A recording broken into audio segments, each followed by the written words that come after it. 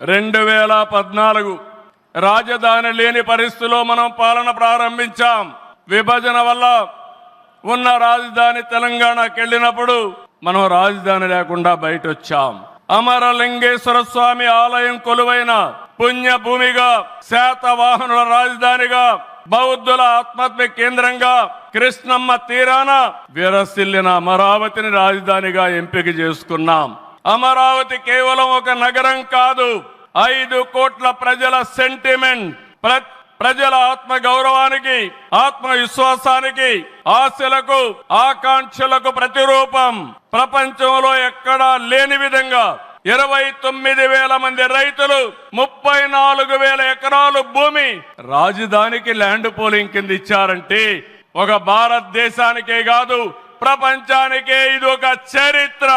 అలాంటి నిర్మాణం తలపెడితే దానిపైన మనం చూశాం విధ్వంసం 5 సంవత్సరాలు. ఇక్కడ రైతులున్నారు, రైతు కూలీలున్నారు, రైతు మహిళలున్నారు, వీరోచితంగా పోరాడారు.